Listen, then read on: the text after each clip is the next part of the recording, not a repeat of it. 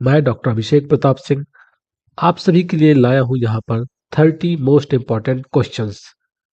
तो क्या आपको लगता है कि आपको एंजाइटी डिसऑर्डर के बारे में सब कुछ पता है, लेकिन क्या एग्जाम में भी आप सही जवाब दे पाएंगे? तो आज की इस वीडियो में हम 30 क्वेश्चन ला रहे हैं जो ना कि सिर्फ आपके कॉन्सेप्ट क्लियर करेंगे, बल्कि ये आपके लिए एक टेस्ट होगा जिससे आप जान पाएंगे कि आपकी तैयारी कितनी है।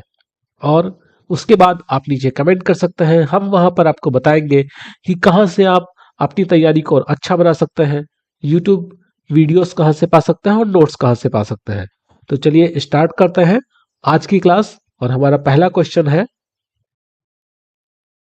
According to DSM-5 which of the following is not classified as an anxiety disorder. एक चीज मैं यहाँ पर बता दूं कि अब जो आपका सिलेबस है वो अपडेट हो चुका है और मैक्सिमम यूनिवर्सिटीज में आपका सिलेबस अपडेट है। वहां पर अब DSM-5 के अकॉर्डिंग जो भी चीजें हैं वो DSM-5 के अकॉर्डिंग पढ़ाई जा रही है। तो यहाँ पर भी जो क्वेश्चंस हैं वो क्वेश्चंस आपको DSM-5 के अकॉर्डिंग बताए जा रहे हैं। तो आप यहाँ पर देखेंगे, पहला क्वेश्चन है, according to DSM-5 which of the following is not classified as an anxiety disorder. तो यहां पर आपको बताना है कि कौन सा डिसऑर्डर अब एंजाइटी डिसऑर्डर का पार्ट नहीं है। तो अगर आपने वीडियोस देखी होगी तो आपको पता होगा कि जो ऑब्सेसिव कंपल्सिव डिसऑर्डर है, OCD जिसे हम कहते हैं, ये पहले एंजाइटी डिसऑर्डर का पार्ट था, लेकिन अब ये एंजाइटी डिसऑर्डर का पार्ट नहीं है। इसको एक अलग कैटेगरी में रखा गया है, obsessive compulsive and related disorder के नाम से एक अलग कैटेगरी है, जिसको हमने DSM-5 का जो वीडियो है उसमें एक्सप्लेन किया हुआ है। ठीक है, तो आपका राइट आंसर क्या होगा? यहाँ पे आपका राइट आंसर होगा obsessive compulsive disorder. Next question, DSM-5 के अनुसार जो सामान्य सामान्य की दुश्चिंता विकृति है, GAD है, जनरलाइज एंग्जाइटी डिसऑर्डर, का निदान करने के लिए न्यूनतम अवधि कितनी होनी चाहिए? तो इसकी मैक्सिमम आप देखेंगे जितने भी डिसऑर्डर्स हैं उन डिसऑर्डर्स की जो क्राइटेरिया है वो 6 महीने की होती है। तो आपका यहाँ पर जो क्राइटेरिया है वो 6 महीने रहेगा, 6 month. Next question, panic attack, ये अभी भी DSM-5 के अंतर्गत एंग्जाइटी डिसऑर्डर का ही पार्ट है।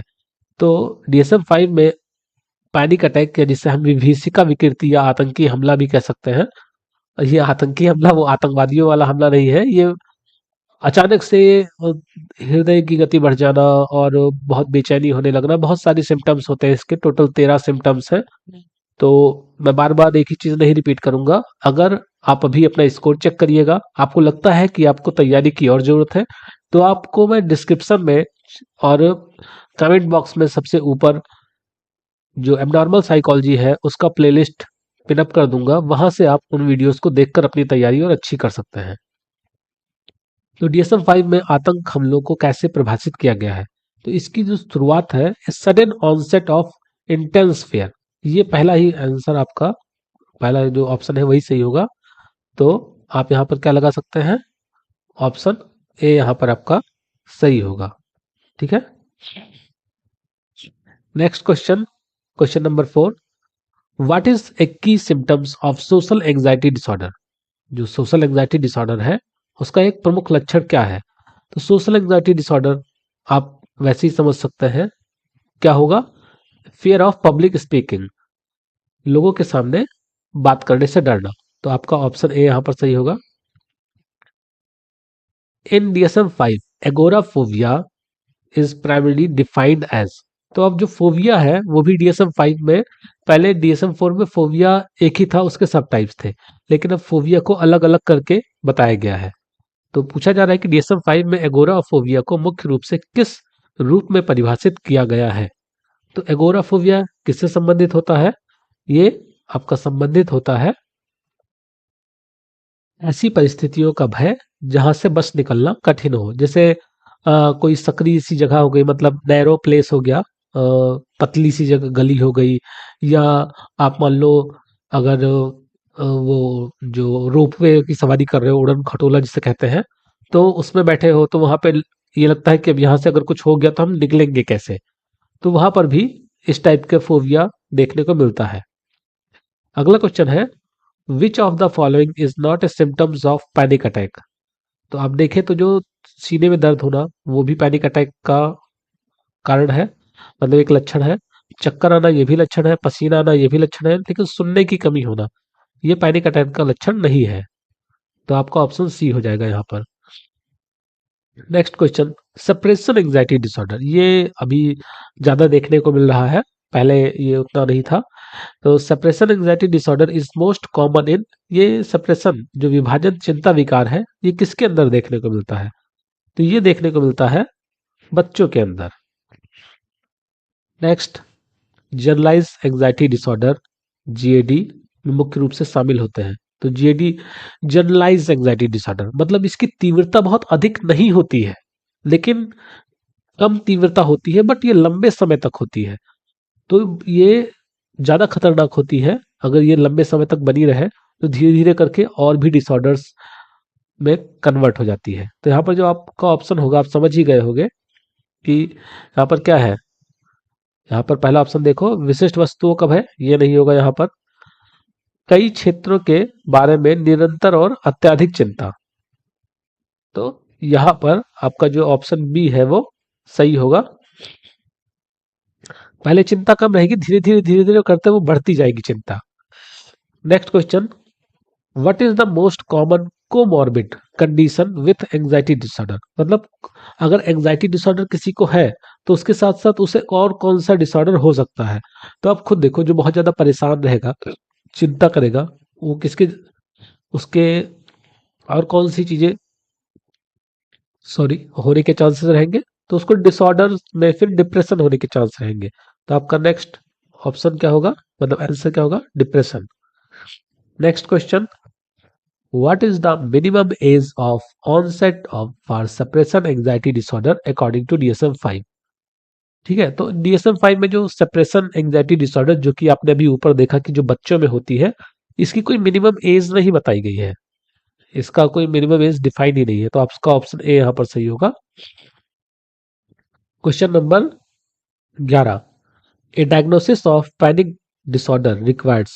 पैनिक डिसऑर्डर का डायग्नोस करने के लिए हमें किस चीज की जरूरत पड़ती है, तो अभी मैंने ऊपर भी बताया था, पैनिक डिसऑर्डर में क्या होता है, एक सप्ताह में प्रतिदिन एक हमला, ये आपका ऑप्शन यहां पर नहीं होगा। यहाँ पर थोड़ा सा कंफ्यूज करने की कोशिश की गई है। यहाँ पर अगर ये होता कि एक सप्ताह में एक बार अटैक आना हो तो आपका ये ऑप्शन सही हो सकता था, लेकिन यहाँ पर कहा गया एक सप्ताह में प्रतिदिन, यानी पर डे आपको, यानी लगातार आपको अटैक पड़ ही रहे हैं। तो ये आपका ऑप्शन बिल्कुल भी नहीं होगा। यहाँ पर जो आपका राइट ऑप्शन होगा वो होगा कम से कम एक महीने तक अतिरिक्त हमलों के बारे में चिंता। मतलब उसको पैनिक अटैक पड़ गया, अब वो सोच रहा है कि यार फिर ना पड़ जाए, फिर अटैक ना आ जाए, कहीं मैं बाहर जाऊं, घर के बाहर ना अटैक आ जाए तो मैं क्या करूंगा, इस टाइप की चिंता होना। तो आपका ऑप्शन ए यहाँ पर सही होगा।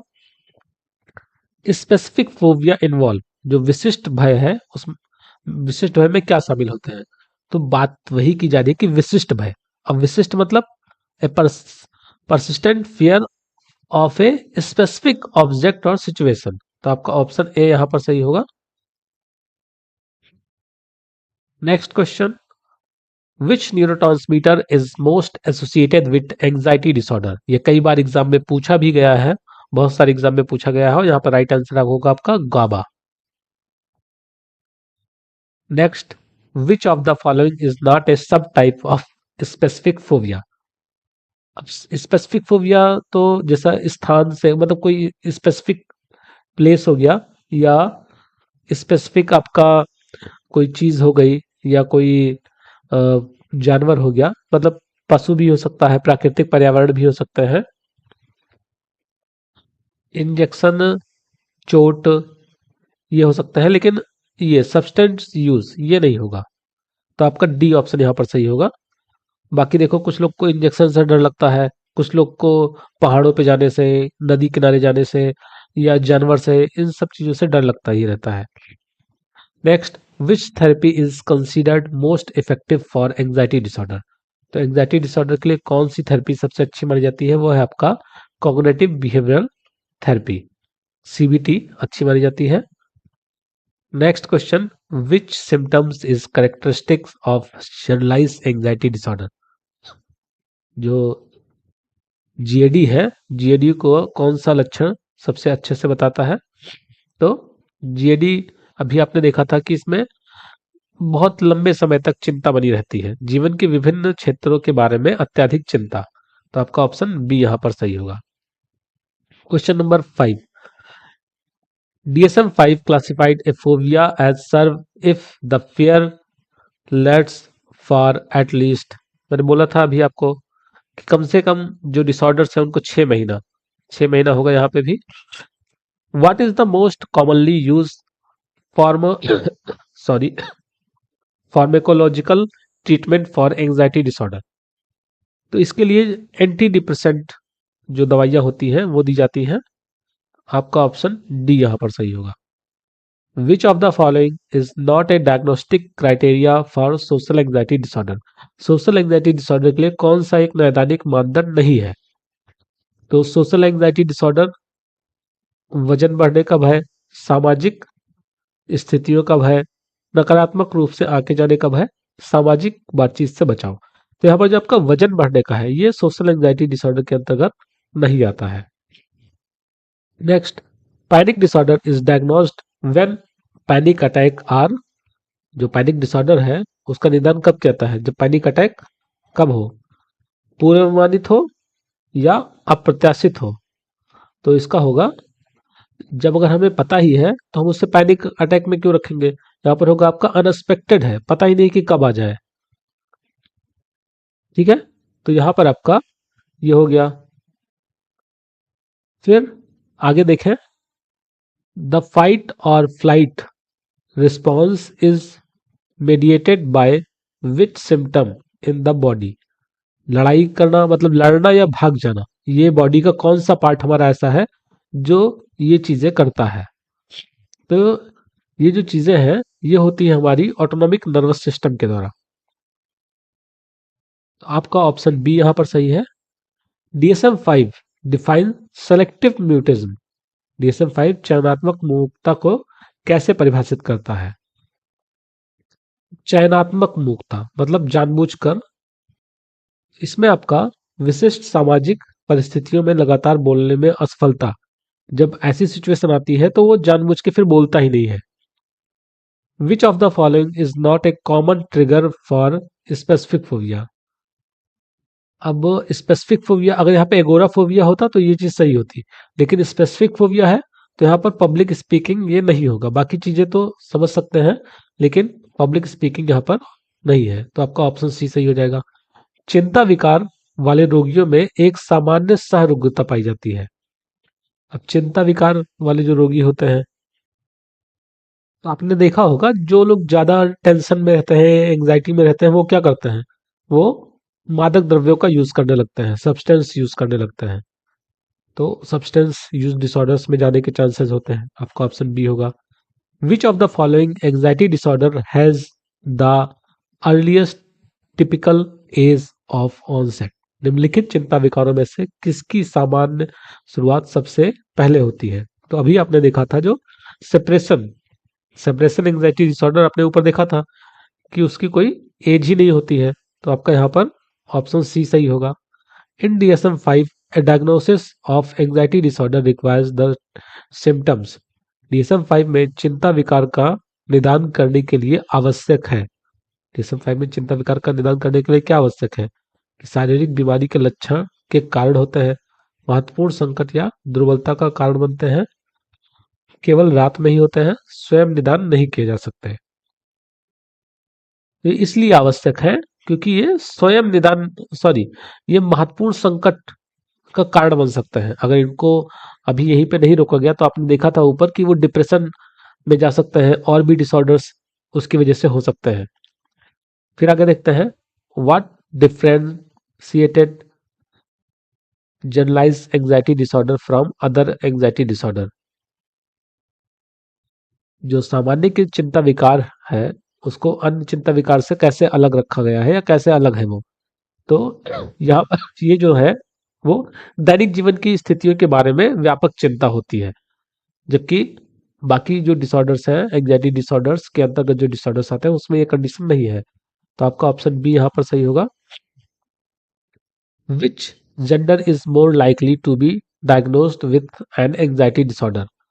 अब यहाँ पर ये थोड़ा कंट्रोवर्शियल चीज है, लेकिन जो रिसर्च आए हैं, रिसर्च के अकॉर्डिंग फीमेल्स में ये ज्यादा देखने को मिलता है।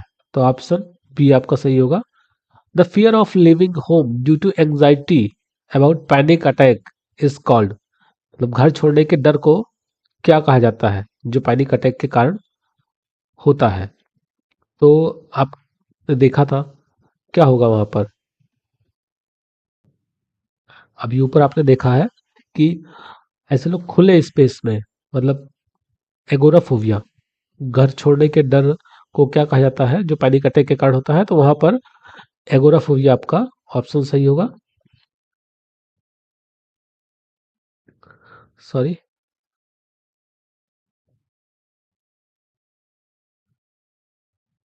तो नेक्स्ट आपका लास्ट क्वेश्चन है, which physical symptoms is common in anxiety disorder. तो सबसे कॉमन सिम्टम्स कौन सा है। तो हृदय गति बढ़ जाना, ये एंग्जाइटी डिसऑर्डर का सबसे कॉमन सिम्टम्स है। तो ये रहे आपके 30 क्वेश्चन। आप कमेंट में आप हमें बताएंगे कि आपने कितने क्वेश्चन सही किए। और ये वीडियो अगर आपको हेल्पफुल लगे तो आप लाइक कर सकते हैं। और जो अगर किसी नए टॉपिक पर आपको वीडियो चाहिए तो उसके लिए नीचे कमेंट कर सकते हैं। तो मिलते हैं नेक्स्ट क्लास में, तब तक के लिए धन्यवाद।